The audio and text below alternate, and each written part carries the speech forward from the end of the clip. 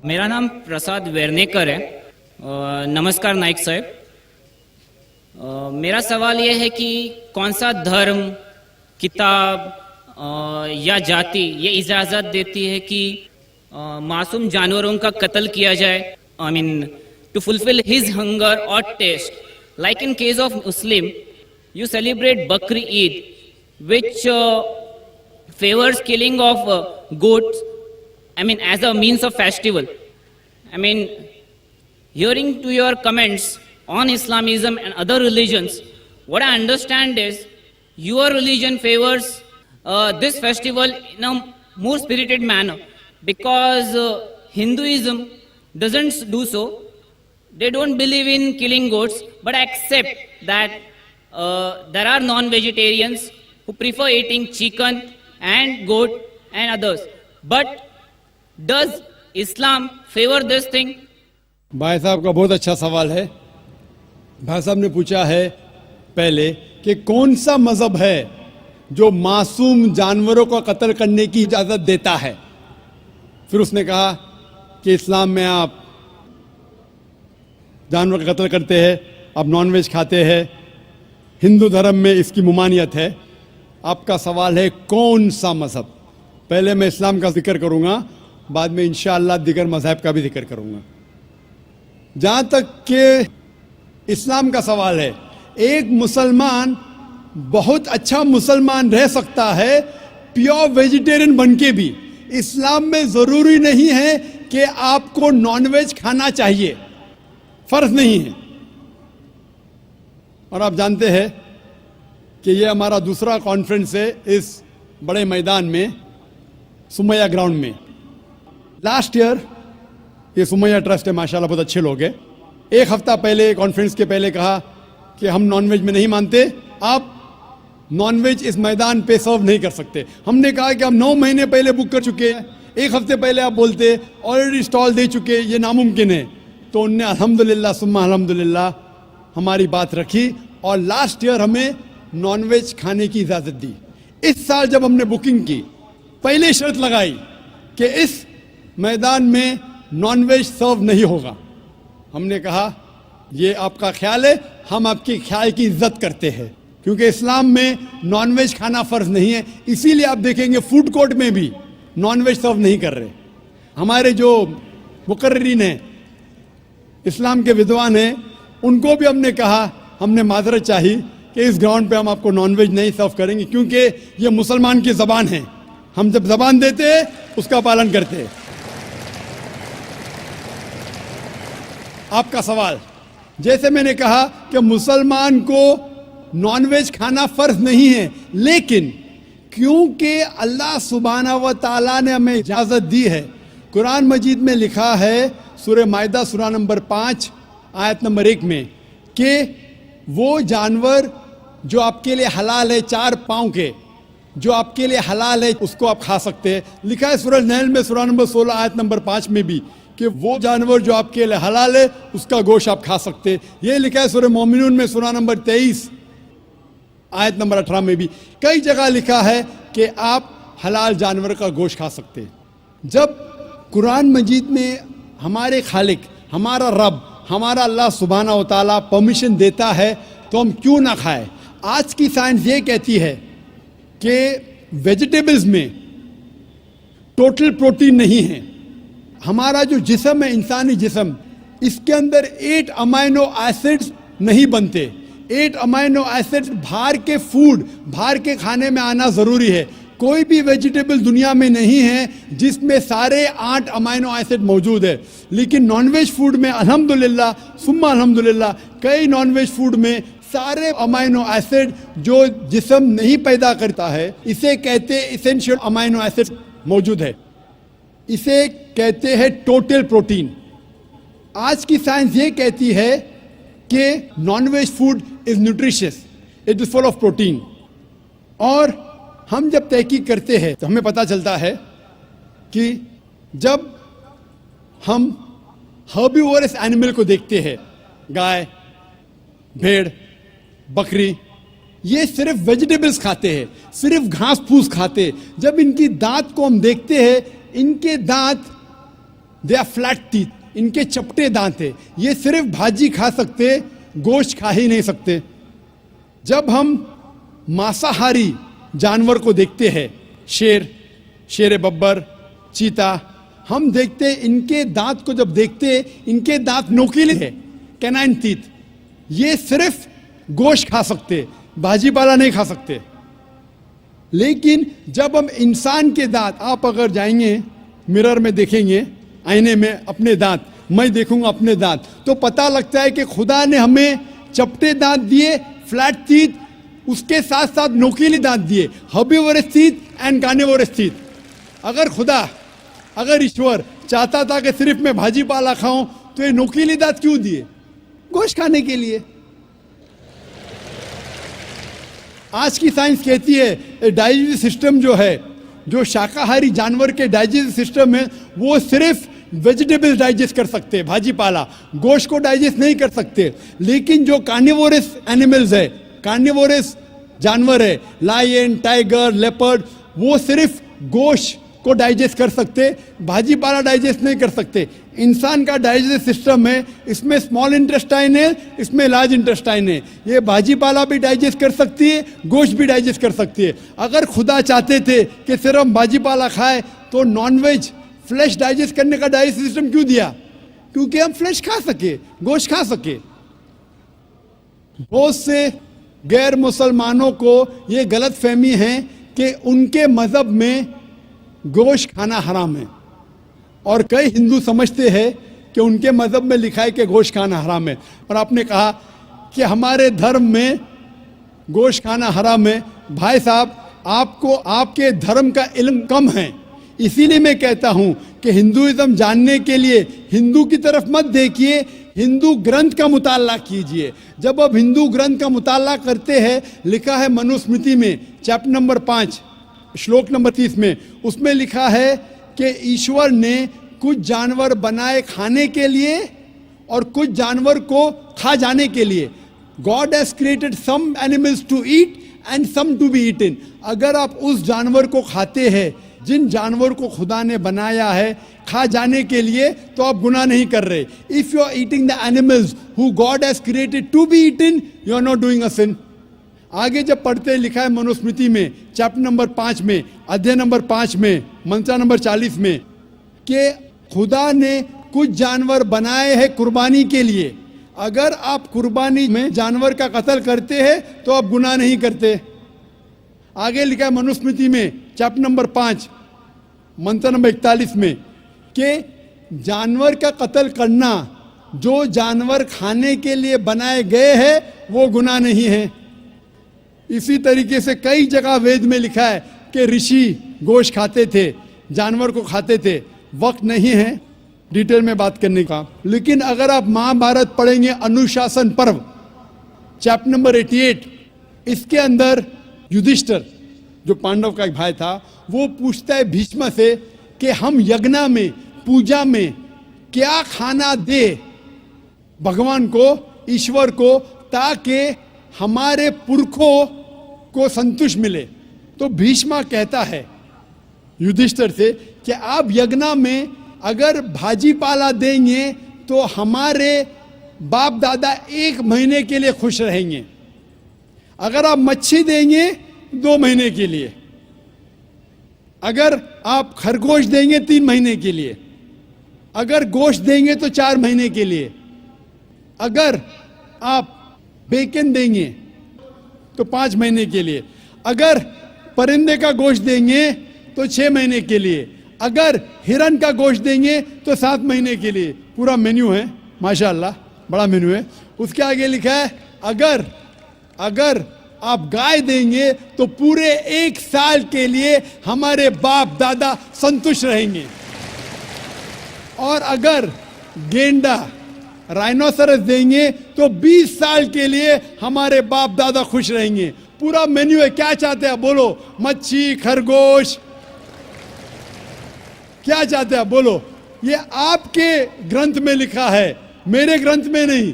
हमारे ग्रंथ में सब चीज खाने की इजाजत नहीं, सिर्फ वो चीज जो हमारे लिए हलाल है। इसी तरीके से बाइबल में भी लिखा है आप गोश्त खा सकते, अक्सर धर्म की किताबों में लिखा है कि आप गोश्त खा सकते हैं। आप मेरा अगर एक डिबेट देखेंगे जिसका मौजू था, is eating non vegetarian food permitted और prohibited for a human being, क्या इंसान के लिए गोश्त खाना हलाल है या हराम है। और मैंने डिबेट किया था एक जैन के साथ जिसका नाम था रश्मिबाई झवेरी। वो इंडियन वेजिटेरियन कांग्रेस का सदर था, प्रेसिडेंट था। वो दुनिया भर घूमता है बताने के लिए कि नॉनवेज हराम है, और उसने मुझे चैलेंज किया। मैंने कहा भाई आपस में बैठ के बात करेंगे। नहीं नहीं, पब्लिक में चैलेंज किया, डिबेट करेंगे। मैंने कहा अच्छा आ बेल मुझे मार। तो मैंने कहा ठीक है भाई, पब्लिक में। बोला मैं लोग को लेके आऊंगा। मैं बोला लेके आओ। तो पाटकर हॉल के अंदर 1998 में तकरीबन 10 साल पहले डिबेट किया। वो देखेंगे, सारी डिटेल्स है। लेकिन हिंदू मजहब की किताब में ये लिखने के बाद कि गोश्त खा सकते, फिर भी कुछ हिंदू शाकाहारी क्यों हैं, वेजिटेरियन क्यों है? क्योंकि वो मुतासिर हो रहे थे बाकी फलसफे के साथ जिसमें कहा गया है नॉन वायलेंस। और कुछ जैन मानते कि ईटिंग नॉन वेज इज हराम, इज प्रोहिबिटेड।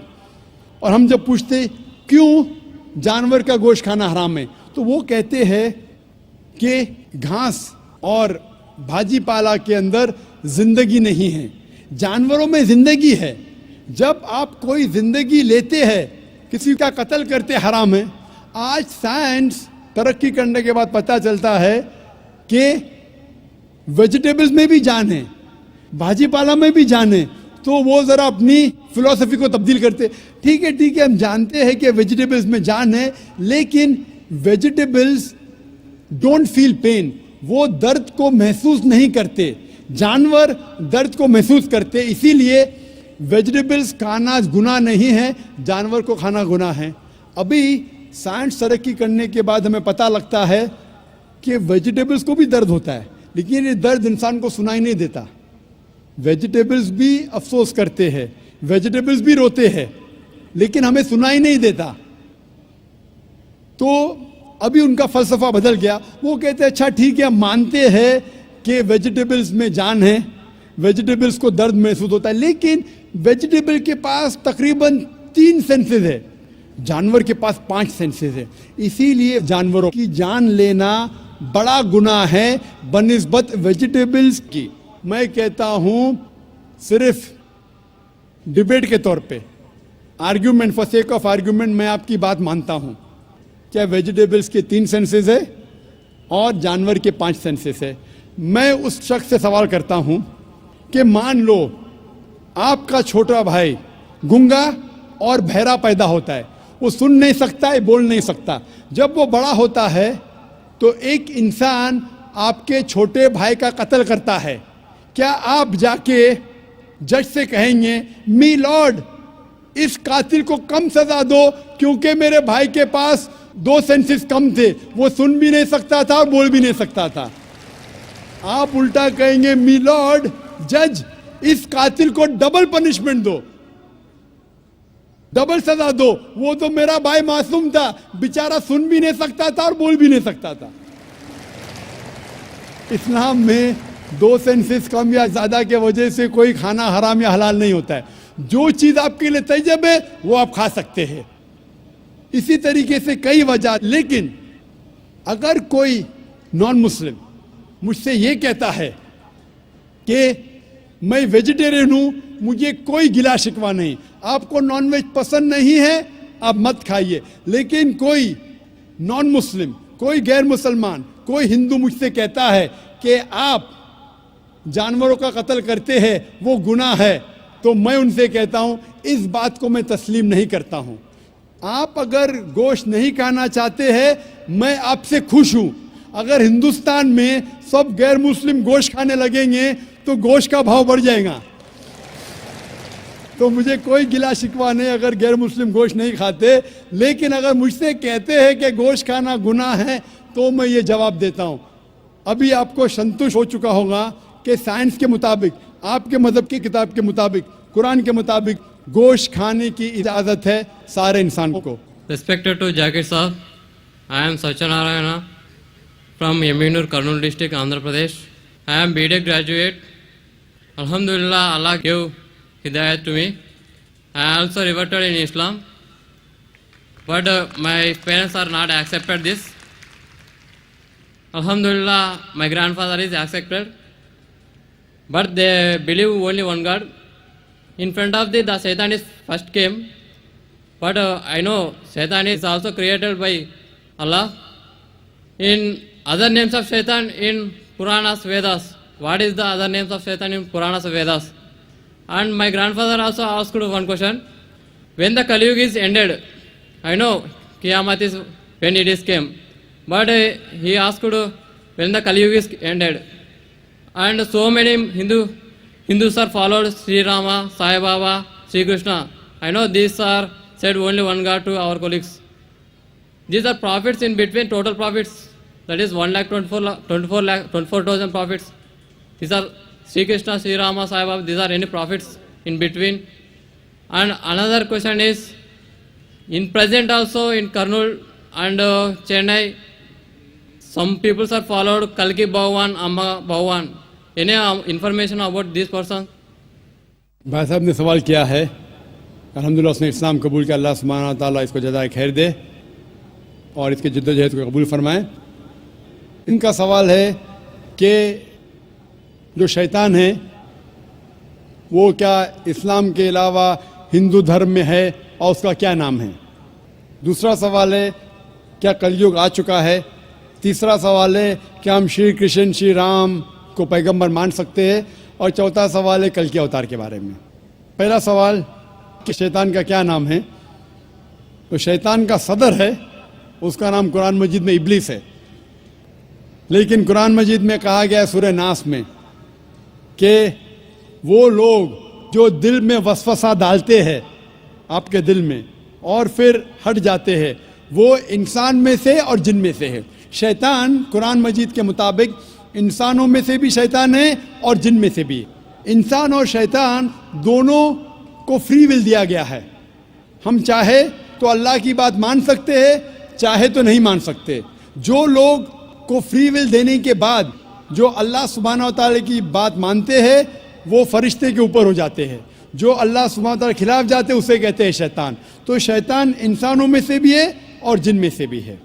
और इसका जिक्र दिगर मज़हब की किताब में भी है।